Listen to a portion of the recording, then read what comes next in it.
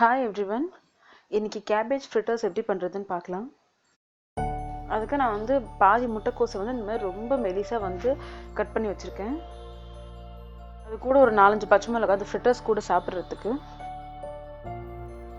2 table spoon அளவுக்கு பச்சை வேர்க்கடலை,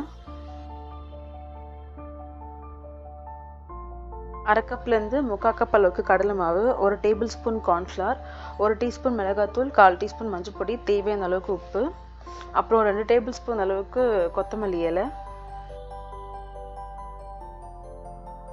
முதல்ல வந்து ஒரு பெரிய மிக்சிங் பவுலில் இந்த துருவின முட்டைக்கோசு சேர்த்துக்கலாம்.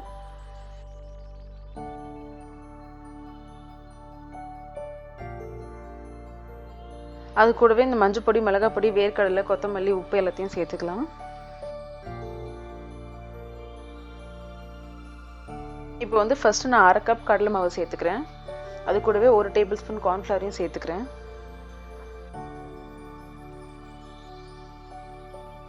இந்த இதெல்லாத்தையும் ஃபர்ஸ்ட் கையாலே வந்து நல்லா மிக்ஸ் பண்ணிடலாம். ஏன்னா முட்டைக்கோஸில் இருக்க தண்ணி வெளியே வரும், அதனால நல்லா கையால் பிசைஞ்சுக்கோங்க. இந்த மாதிரி பிசைஞ்சதுக்கு அப்புறமா வந்து நான் ஒரே ஒரு டேபிள் ஸ்பூன் அளவுக்கு தண்ணி அப்படியே தெளிச்சுட்டு அப்படியே பிசைஞ்சுக்கிறேன். தண்ணி அதிகமாக சேர்த்துறாதீங்க. தண்ணி அதிகமாக சேர்த்திங்கன்னா நீங்கள் இன்னும் கூட கொஞ்சம் கடலை மாவு சேர்க்க வேண்டி வரும். அதனால தான் நான் 1/2 கப்லேருந்து 3/4 கப்புன்னு போட்டிருக்கேன்.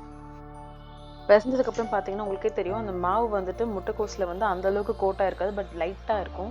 அப்போ தான் உங்களுக்கு சாப்பிடும்போது கிறிஸ்பியாக இருக்கும். எண்ணெய் நல்லா காய வச்சுருங்க. சூடான எண்ணெயில் வந்துட்டு இந்த கேபேஜ் வந்து ஒரு ஸ்பூனாக எடுத்து அப்படியே போட்டு நல்லா டீப் ஃப்ரை பண்ணி கோல்டன் கலர் வந்ததை எடுத்துட வேண்டியது தான்.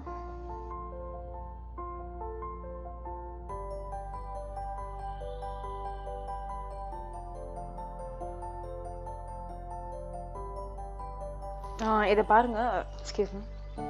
இப்போ பார்த்தீங்கன்னா உங்களுக்கே தெரியும் எப்படி கிறிஸ்பியாக வந்திருக்கு பாருங்கள். அது வந்து கடலை மாவு வந்துட்டு இந்த முட்டைக்கோஸில் ரொம்பவும் கோட் ஆகலை, ஜஸ்ட் மெல்லிசாக ஒரு லேயர் மாதிரி கோட்டாக இருக்கும். உங்களுக்கு சாப்பிடும்போது நல்ல கிறிஸ்பியாக ரொம்ப நல்ல டேஸ்டியாக இருக்கும்.